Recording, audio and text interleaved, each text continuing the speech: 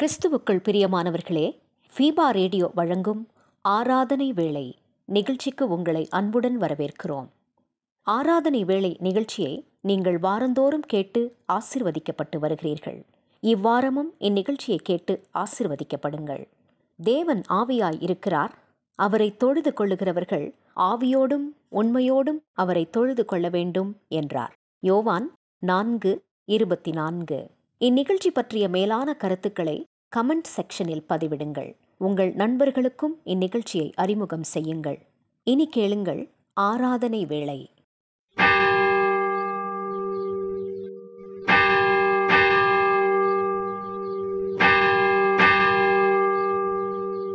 ஆராதனை வேளை.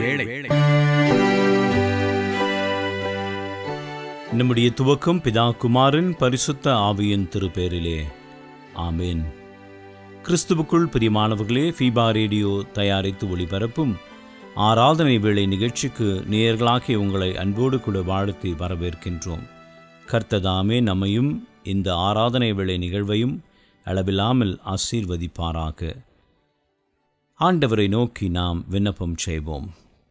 துதிகளின் மத்தியில் வாசம் செய்கின்ற எங்கள் அன்பின் பரலோக தேவனே, தர்மையான பரிசுத்த ஓய்வு நாளிலே நாங்கள் அனைவருமாக இணைந்து உம்மை துதிக்கவும் ஸ்தோத்திரிக்கவும் உம்முடைய வசனத்தை நாங்கள் தியானிக்கவும் தந்த கிருபைக்காக நாங்கள் உமக்கு நன்றிகளை சொல்லுகின்றோம்.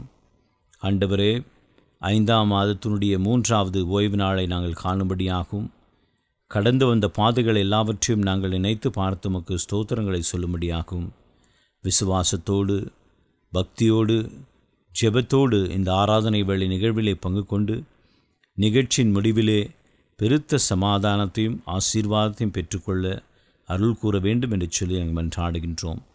எங்கெல்லாம் இந்த வார்த்தைகள் இப்பொழுது ஒலித்து கொண்டிருக்கின்றதோ அங்கெல்லாம் கர்த்தருடைய தயவு இறங்கி இந்த பிள்ளைகளை ஆசீர்வதிக்கும்படியாக நாங்கள் ஜெபிக்கின்றோம்.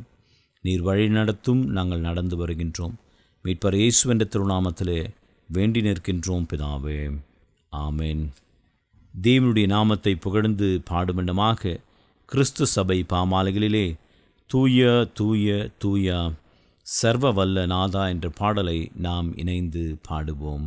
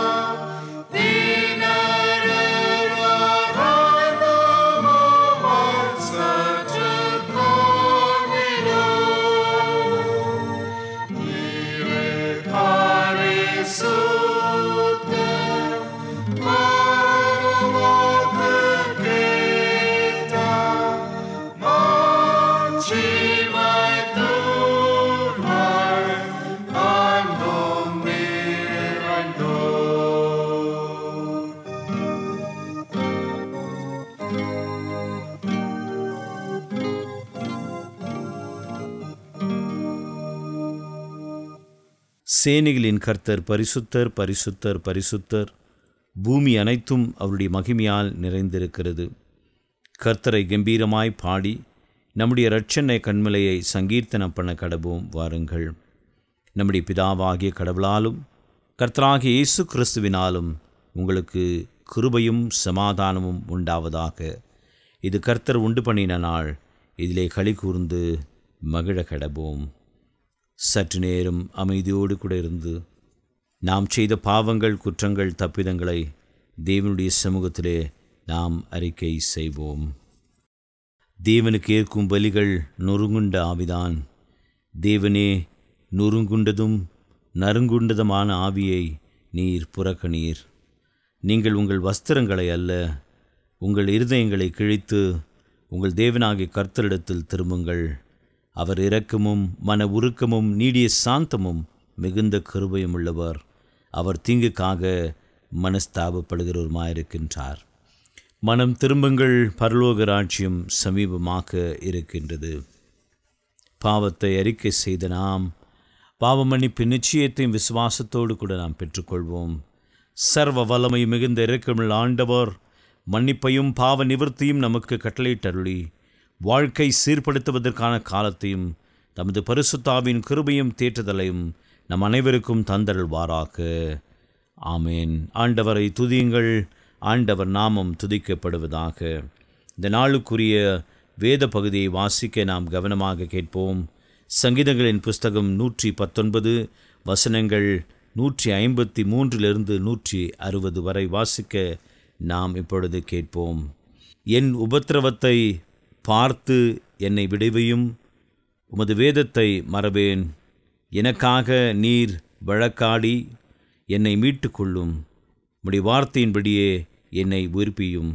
இரட்சிப்பு துன்மார்க்கருக்கு தூரமாயிருக்கிறது, அவர்கள் உமது பிரமாணங்களை தேடார்கள். கர்த்தாவே, உம்முடைய இரக்கங்கள் மிகுதியாயிருக்கிறது, உமது நியாயங்களின்படி என்னை உயிர்ப்பியும்.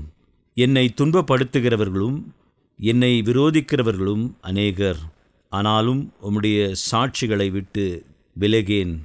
உமது வசனத்தை காத்து கொள்ளாத துரோகிகளை நான் கண்டபோது எனக்கு அருவெறுப்பாய் இருந்தது. இதோ உம்முடைய கட்டளைகளை நேசிக்கிறேன். கர்த்தாவே, உமது கிருபையின்படி என்னை உயிர்ப்பியும். உம்முடைய வசனம் சமூலமும் சத்தியம், உம்முடைய நீதி நியாயமெல்லாம் நித்தியம். வாசிக்க வேண்டிய வேத பகுதி வாசித்து ஆயிற்று. தொடர்ந்து தேவனுடைய நாமத்தை நாம் புகழ்ந்து பாடுமண்டமாக ஞான கீர்த்தனைகளிலே ஸ்தோத்திரம் செய்வேனே, இரட்சகனை ஸ்தோத்திரம் செய்வேனே என்ற பாடலை கரங்களை தட்டி உற்சாகமாய் நாம் பாடுவோம்.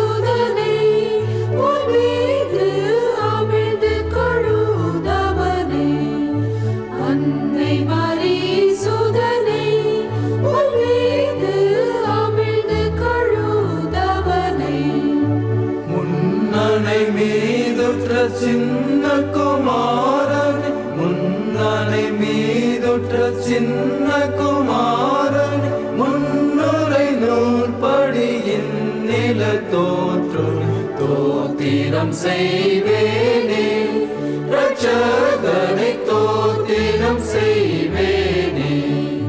தந்தை பொதிந்தவனே, மனோர்களும் வந்தடி பணிபவனே, தந்தை பொதிந்தவனை வானோர்களும் வந்தடி பணிபவனை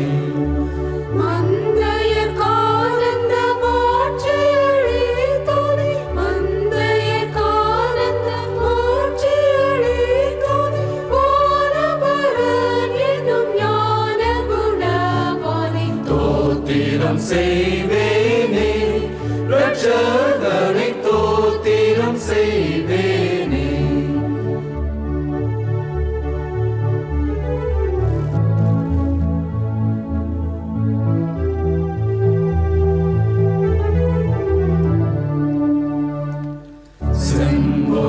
செம்பொன்னுருவானை தேசிகர்கள் தேடும் குருவானை செம்பொன்னுருவானை தேசிகர்கள் தேடும் குருவானை அம்பரமேவிய உம்பர்கணத்தோடு அம்பரமேவிய உம்பர்கணத்தோடு அன்பு பெற நின்று பை பொன்மலர் தூவி தோத்திரம் செய்வேனே ரட்சகனை தோத்திரம் செய்வேனே.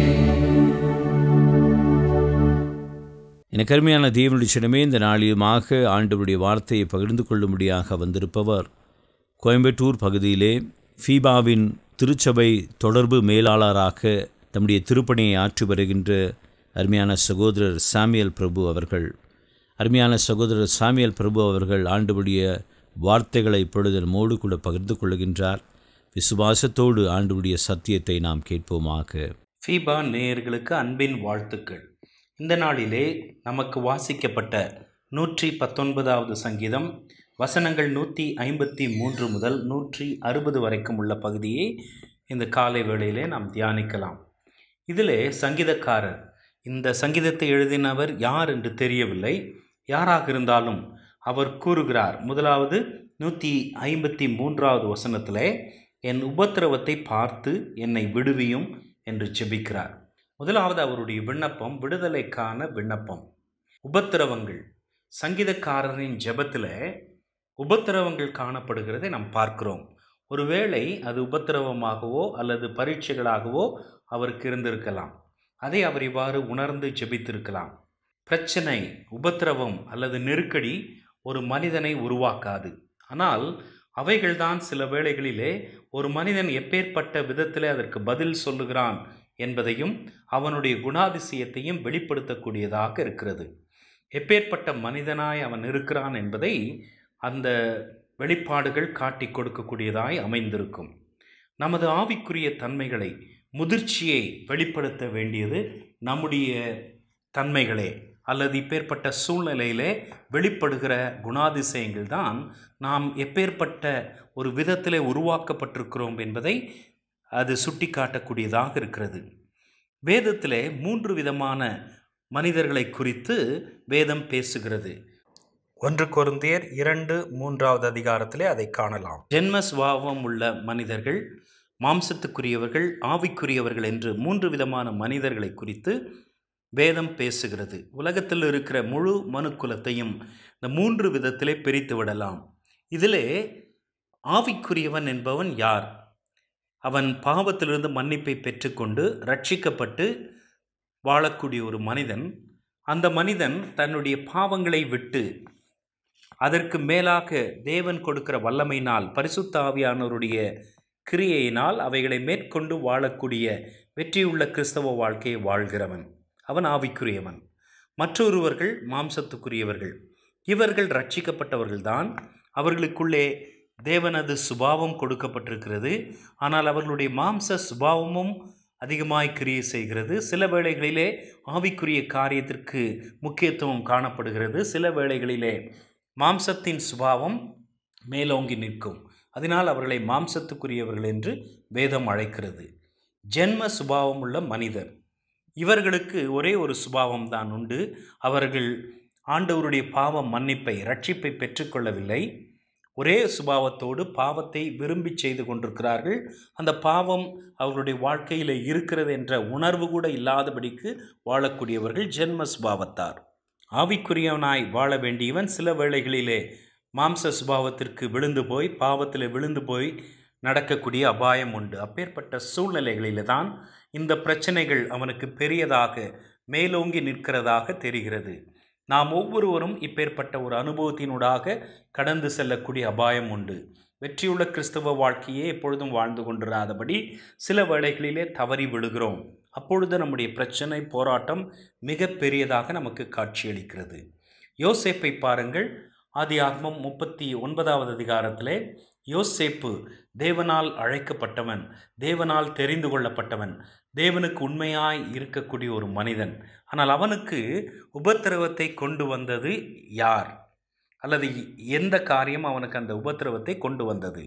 அவன் கர்த்தரோடு கூட இருந்தான், கர்த்தர் அவனோடே கூட இருந்தார் என்று வேதம் சொல்லுகிறது. ஆதியாகமம் 39:21வது வசனம் கர்த்தர் யோசேப்போடே இருந்தார் என்று பார்க்கிறோம். 23வது வசனத்திலும் கர்த்தர் யோசேப்போடே இருந்தார் என்று நாம் வாசிக்கிறோம். கர்த்தர் யோசேப்போடே இருந்தால் இப்பேற்பட்ட பிரச்சனைகள், அவமானங்கள் வர விட்டு விடுவாரா, அல்லது கர்த்தர் யோசேப்பை காத்து கொள்ள மாட்டாரா என்ற ஒரு பெரிய கேள்வி எழலாம். ஆனால் கர்த்தர் யோசேப்பை நம்பினார். அவன் அங்கே பாவத்தில் விழுந்து போக மாட்டான் என்று அவர் நம்பினபடியால் அந்த உபத்திரவத்தை சத்துருவானவன் கொண்டு வந்த போதும் கூட தேவன் அவனை உபத்திரவத்திலே விழுந்து போகாதபடிக்கு காத்து கொண்டார். உபத்திரவமே வராதபடி அல்லது சோதனையே வராதபடி காத்து கொள்ளாமல் சோதனையிலே தப்பிக்கொள்ளும்படிக்கான பலனை கொடுக்கிறார். நம்முடைய ஆவிக்குரிய அர்ப்பணமின்மையினால் உபத்திரவங்கள் ஏற்படலாம். கிறிஸ்தவ வாழ்க்கையிலே காணப்படுகிற சில பாவங்களினால் சில நியாய தீர்ப்புகள் நமக்கு அனுமதிக்கப்படலாம். இன்னும் நாம் மெருகேறி ஆண்டவருக்கென்று பரிசுத்தமாய் ஜீவிக்க தேவன் சில வேளைகளிலே பரீட்சைகளை அனுப்பி நமக்கு உபத்திரவங்களாக அவைகள் காணப்படலாம். எனக்கன்பானவர்களே, நாம் எப்படி வாழ்ந்து கொண்டிருக்கிறோம் யோசிப்போமா? இரண்டாவதாக, மீட்புக்கான விண்ணப்பம். என்னை மீட்டுக்கொள்ளும் என்று சொல்லுகிறார். ஏன்? அவனை மீட்டுக்கொள்ளத்தக்கதாக ஒருவரும் இல்லை என்ற உணர்வு அவருக்கு மேலோங்கி நிற்கிறது. எபேசியர் 2வது அதிகாரத்திற்கு நாம் திருப்பினால், 2வது அதிகாரம் 1 வசனம், அக்கிரமங்களினாலும் பாவங்களினாலும் மரித்தவர்களாயிருந்த உங்களை உயிர்ப்பித்தார். 8வது வசனம், கிருபையினாலே விசுவாசத்தை கொண்டு ரட்சிக்கப்பட்டீர்கள், இது உங்களால் உண்டானதல்ல, இது தேவனுடைய ஈவு. இங்கே நம்மை மீட்டுக்கொள்ளும்படிக்காய், பாவத்திலிருந்து நம்மை மீட்டுக்கொள்ளும்படிக்காய் ஆண்டவராகிய இயேசு கிறிஸ்து வந்து சிலுவையிலே மரிக்கிறார். ரூத் புஸ்தகத்திலே பார்த்தால், ரூத் திருமணமாகி போன இடத்திலே தன்னுடைய கணவனை இழந்து போகிறாள். திரும்ப அவர்கள் வந்தபோது அவளது மாமியாகிய நகோமி கூறுகிற அறிவுரை என்னவென்றால், இங்கேயே உன்னை ஆண்டவர் ஆசீர்வதித்து வழிநடத்துவார் என்று சொல்லுகிறார். சுதந்திரவாளியான போவாஸ் என்பவர் கொடுக்க வேண்டிய கிரயத்தை கொடுத்து மீட்டுக்கொள்ளுகிறார். எப்படி மீட்டுக்கொள்ளுகிறார்? முதலாவதாக, ரூத்துக்கு சேர வேண்டிய அவளது கணவன் வழி சொத்துக்களை, நிலங்களை மீட்டுக்கொள்ளும்படியாய் அவன் மீட்டுக்கொள்ளுகிறான், கிரயம் கொடுத்து மீட்டுக்கொள்ளுகிறான். அதன் விளைவாக அவனுடைய மனைவியாகிய ரூத்தையும் மீட்டுக்கொள்ள வேண்டியதாயிற்று. அப்போது நாம் பார்க்கிற காரியம், சுதந்திரவாளியான போவாஸ் உண்மையிலுமே நெருங்கிய உறவினன் மறுத்த போதும் இவன் மீட்டுக்கொள்ளுகிறான். இரண்டாவது நெருங்கின உறவினன். போவாஸ் நமது ஆண்டவராகிய இயேசு கிறிஸ்துவுக்கு நிழலானவன் என்றால் மிகையாகாது. போவாஸ் ரூத்தை மீட்டுக்கொள்ளுகிறான். அதே போல உபத்திரவத்திலிருந்து என்னை மீட்டுக்கொள்ளும் கர்த்தாவே என்று சொல்லி இந்த சங்கீதக்காரன் ஜெபிக்கிறார். உண்மையான ஜெபம் தேவனுடைய கரங்களை அசைத்து ஏற்ற பதிலை பெற்றுக்கொள்ளும். மூன்றாவதாக, 154வது வசனத்தின் பின்பகுதி, உம்முடைய வார்த்தையின்படியே என்னை உயிர்ப்பியும். இங்கே உயிர் மீட்சிக்கான ஒரு விண்ணப்பம். மடிந்து போய் கொண்டிருக்கிறவனுக்கு அருளப்படுகிற ஜீவன். தேவனது வார்த்தையின்படி உயிர்ப்பியும் என்று 154 வாசிக்கிறோம். 156 உமது நியாயங்களின்படி உயிர்ப்பியும் என்று சொல்லப்படுகிறது. 159 உமது கிருபையின்படி உயிர்ப்பியும் என்று சொல்லப்பட்டிருக்கிறது. இங்கே இந்த சங்கீதக்காரர் தன்னுடைய உபத்திரவங்களின் மத்தியிலே அவனை மீட்டு கொண்டு அவனை உயிர்ப்பிக்க வேண்டும். அவனுக்குள்ளே இருக்கிற அந்த ஜீவன் மடிந்து போகக்கூடிய ஒரு சூழ்நிலையிலே இருப்பதாக அவர் வர்ணிக்கிறார். COVID-19 என்ற நோய் வந்தபோது அநேகர் இப்படித்தான் பிரச்சனையிலே சிக்கி நோய்வாய்ப்பட்டு கஷ்டப்பட்டார்கள். எங்களுடைய பட்டணத்தில் இருந்த ஒரு அருமையான ஒரு சகோதரி, பல ஊழியங்களுக்கு நன்றாய் உதவி செய்பவர்கள், அதிகமாய் பாதிக்கப்பட்டு ஏறக்குறைய 40 நாட்கள் மருத்துவமனையில் இருந்தார்கள். கோவிட் நோயில் அவ்வளவு நாட்கள் மருத்துவமனையில் இருப்பதும் ஆச்சரியமான காரியம், ஜீவனோடு திரும்பி வருவதும் ஆச்சரியமான காரியம். ஆனால் மிகுந்த வேதனைப்பட்டிருக்கிறார்கள். சரீரத்தில் பட்ட கஷ்டங்கள் அளவிடப்பட முடியாதவைகள். ஆனால் தேவன் கிருபையாய் இறங்கி அவர்களுக்கு ஜீவனை கொடுத்தார் என்று அவர்கள் சாட்சியாக சொன்னார்கள். ஒவ்வொரு நாள் காலையிலும் விழித்தெழும்போது பக்கத்தில் இருக்கிற பல படுக்கைகளில் இருக்கிறவர்கள் காணாமல் போயிருப்பார்கள். ஆனால் அதை மறைத்து விடுவார்கள். உண்மையிலே நடந்தது என்ன? பலர் மரித்து போய் அவர்கள் மண்ணோடு போய்விட்டார்கள். ஆனால் இந்த சகோதரி பலருடைய மரணங்களை கேள்விப்பட்டும் கூட அந்த இடத்துல தேவன் கொடுத்த பலத்தால் உயிர்ப்பிக்கப்பட்டு இன்றைக்கு ஜீவனுள்ள சாட்சியாய் நிற்கிறார். தேவ கிருபை இல்லாமல், தேவ பலன் இல்லாமல் ஒருவரும் சரீர பிரகாரமாகவும் சரி, ஆவிக்குரிய நிலையில் வருகிற போராட்டங்களின் மத்தியிலும் கூட உயிர்ப்பிக்கப்பட்டு வாழ முடியாது. தேவ கிருபை மாத்திரமே ஒவ்வொரு மனிதனையும் உயிர்ப்பிக்க முடியும் என்பது நிதர்சனமான உண்மை. இந்த விதமான ஒரு விண்ணப்பத்தை, வேண்டுதலை செய்த சங்கீதக்காரர் அதோடு கூட அவர் தன்னுடைய சங்கீதத்தை, இந்த பகுதியை நிறைவு செய்து விடவில்லை. இதில் மிக அற்புதமான சில வார்த்தைகளை நாம் பார்க்கிறோம். 153வது வசனத்தில் அவர் ஒரு வார்த்தை குறிப்பிடுகிறார். கவனியுங்கள். உமது வேதத்தை மறவேன் என்று சொல்லுகிறார்.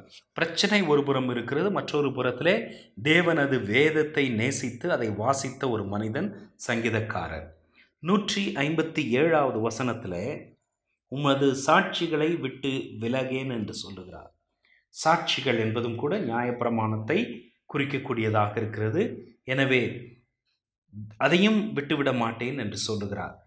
158வது வசனத்தில் உமது வசனத்தை காத்து கொள்ளாத துரோகிகளை நான் கண்டபோது எனக்கு அருவருப்பாய் இருந்தது என்று சொல்லிவிட்டு 59வது வசனத்தில் இதோ உம்முடைய கட்டளைகளை நேசிக்கிறேன் என்று சொல்லுகிறார். 158வது வசனம், 59வது வசனமும் மிக அற்புதமான வசனங்களாக அவருடைய எழுதி வைத்திருக்கிற ஒரு வார்த்தை. அதைத் தொடர்ந்து 160 உம்முடைய வசனம் சமூலமும் சத்தியம், உம்முடைய நீதி நியாயமெல்லாம் நித்தியம் என்று முடிக்கிறார்.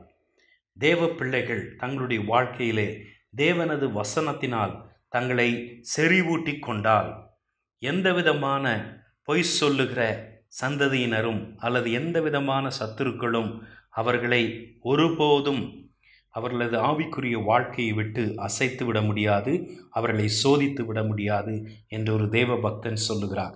எனக்கு அருமையான ஃபீபா நேயர்களே, நம்முடைய உள்ளத்திலும் கூட இப்பேற்பட்ட வேதனை உள்ள ஜெபங்கள் இருக்கிறதா? யோசித்து பார்ப்போம். தேவனே, நீர் என்னை விடுவியும் என்கிற விடுதலைக்கான விண்ணப்பமும், மீட்புக்கான விண்ணப்பமும், உயிர்மீட்சிக்கான விண்ணப்பமும் இருந்தால் அதன் பின்னணியிலே தேவ வசனத்தை பற்றி கொள்வோம். அவைகள் நம்மை ஆண்டவருக்குள்ளே உறுதியாய் கட்டக்கூடியது. தேவன் நம்மை ஆசீர்வதிப்பாராக. எனக்கு அருமையான தேவனுடைய ஜனமே, இன்றைய நாளிலுமாக நம்முடைய கடந்து வந்து ஆண்டவருடைய வார்த்தைகளை பகிர்ந்து கொண்ட அருமையான சகோதரர் சாமியல் பிரபு அவர்களுக்கு ஃபீபா ஊழியர்களின் சார்பிலும் ஆராதனை வேளை நேயர்களாகிய உங்கள் அனைவரின் சார்பிலும் வாழ்த்துக்களையும் நன்றிகளையும் தெரிவித்துக் கொள்கின்றோம். கர்த்தர் தாமே அவரையும் அவருடைய ஊழியத்தையும் அவருடைய குடும்பத்தையும் அளவில்லாமல் ஆசீர்வதிப்பாராக. நாம் யாவருமாக இணைந்து நம்முடைய விசுவாசத்தை அப்போஸ்தலர் விசுவாச பிரமாணத்தின் வாயிலாக அறிக்கை செய்து அதை நாம் உறுதி செய்வோமாக. வானத்தையும் பூமியையும் படைத்த சர்வ வல்லமையுள்ள பிதாவாகிய தேவனை விசுவாசிக்கிறேன். அவருடைய ஒரே குமாரனாகிய நம்முடைய நாதர் இயேசு கிறிஸ்துவையும் விசுவாசிக்கிறேன். அவர் பரிசுத்த ஆவியினாலே கன்னி மரியாளிடத்தில் உற்பவித்து பிறந்தார். பொந்தியு பிலாத்துவின் காலத்தில் பாடுபட்டு சிலுவையில் அறையுண்டு மரித்து அடக்கம் பண்ணப்பட்டு பாதாளத்தில் இறங்கினார். 3ஆம் நாள் மரித்தோரிடத்திலிருந்து எழுந்தருளினார். பரமண்டலத்துக்கு ஏறி சர்வ வல்லமையுள்ள பிதாவாகிய தேவனுடைய வலது பாசத்திலே வீற்றிருக்கிறார். அவரிடத்திலிருந்து உயிருள்ளோரையும் மரித்தோரையும் நியாயம் தீர்க்க வருவார். பரிசுத்த ஆவியையும் விசுவாசிக்கிறேன். பொதுவாயிருக்கிற பரிசுத்த சபையும் பரிசுத்தவான்களுடைய ஐக்கியமும் பாவ மன்னிப்பும் சரீர உயிர்த்தெழுதலும் நித்திய ஜீவனும் உண்டென்று விசுவாசிக்கிறேன். ஆமென். மீண்டும் ஒரு விசையாக ஆண்டவருடைய நாமத்தை நாம் புகழ்ந்து பாடுமண்டுமாக கிறிஸ்து சபை பாமாலைகளிலே ரட்சா பெருமானே பாரும் புண்ணிய பாதம் அண்டினோம் என்ற பாடலை நாம் அனைவருமாக சேர்ந்து பாடுவோம்.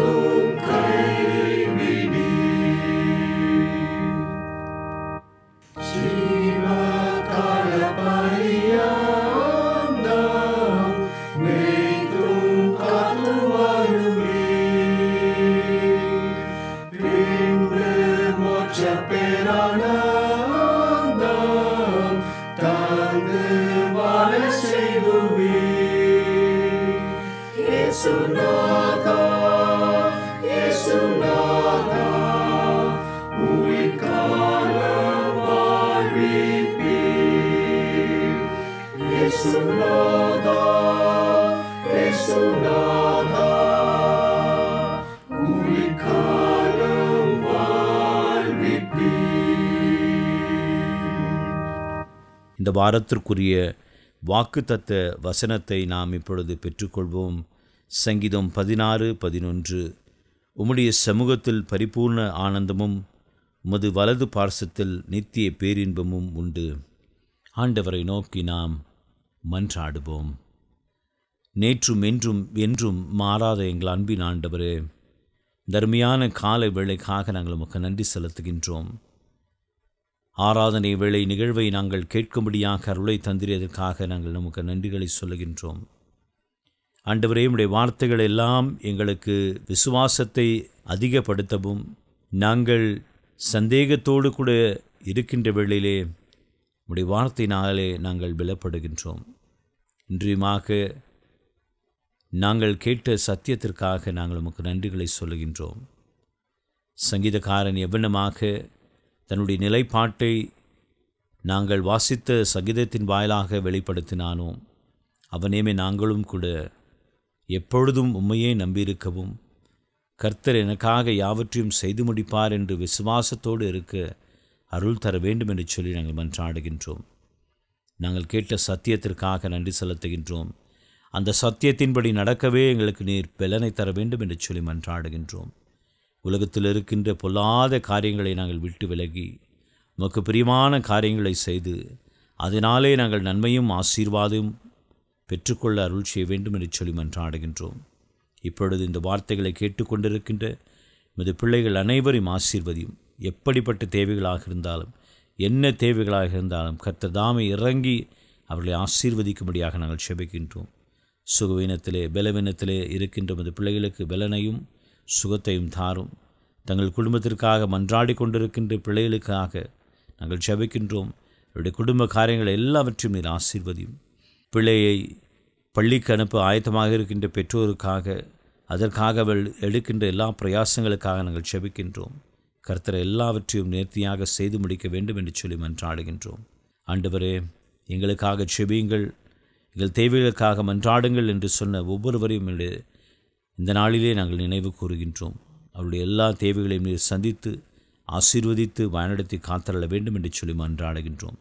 இந்த நிகழ்ச்சியின் முடிவிலே அவர்களுக்குள்ளாக ஒரு பெருத்த சந்தோஷம், மிகுந்த சமாதானம், ஆண்டவரை மிகுதியான ஆசீர்வாதங்களை பெற்றுக்கொள்ள நீர் கிருபை செய்ய வேண்டும் என்று மீட்பெரும் இரட்சகருமான இயேசு கிறிஸ்துவின் இனிய நாமத்திலே வேண்டி நிற்கின்றோம் பிதாவே, ஆமேன். நாம் யாவருமாக இணைந்து ஆண்டவர் கற்பித்த கர்த்தருடைய ஜெபத்தை ஒன்றாக ஏறெடுப்போம். பரமண்டலங்களில் இருக்கிற எங்கள் பிதாவே, உம்முடைய நாமம் பரிசுத்தப்படுவதாக, உம்முடைய ராஜ்யம் வருவதாக, உம்முடைய சித்தம் பரமண்டலங்களில் செய்யப்படுகிறது போல பூமியிலேயும் செய்யப்படுவதாக. அன்றன்றுள்ள அப்பத்தை இன்று தாரும். எங்களுக்கு விரோதமாய் குற்றம் செய்கிறவர்களுக்கு நாங்கள் மன்னிக்கிறது போல எங்கள் குற்றங்களை எங்களுக்கு மன்னியும். எங்களை சோதனைக்குள் பிரவேசிக்க பண்ணாமல் தீமையிலிருந்து எங்களை ரட்சித்துக் கொள்ளும். ராஜ்யமும் வல்லமையும் மகிமையும் என்றென்றைக்கும் உடையவைகளே. ஆமென். ஆண்டவரின் ஆசீர்வாதத்தை விசுவாசத்தோடு கூட இப்பொழுது நாம் பெற்றுக்கொள்வோம். தந்தையின் அன்பும் மைந்தனின் அருளும் தூயாவின் கூட்டுறவும் நல்வுறவும் நம்முடனும் நாம் கேட்டிருக்கின்ற எல்லா தேவைகளுடனும் பெற இருக்கின்ற எல்லா ஆசீர்வாதங்களுடனும் இன்றும் என்றும் சதா காலங்களிலும் தங்கி நிலைத்து இருப்பதாக. ஆமென்.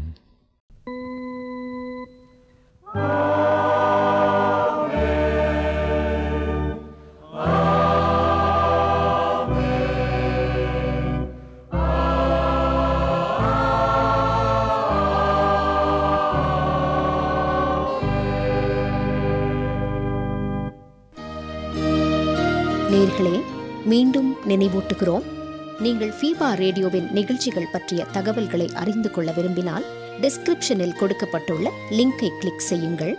மேலும் நீங்கள் எங்களோடு தொடர்பு கொள்ள விரும்பினால் டிஸ்கிரிப்ஷனில் கொடுக்கப்பட்டுள்ள அலைபேசி மற்றும் தொலைபேசி எண்களை தொடர்பு கொள்ளலாம். வாழ்த்துக்கள் கூறி விடை பெற்றுக் கொள்கிறோம். வணக்கம் நேயர்களே.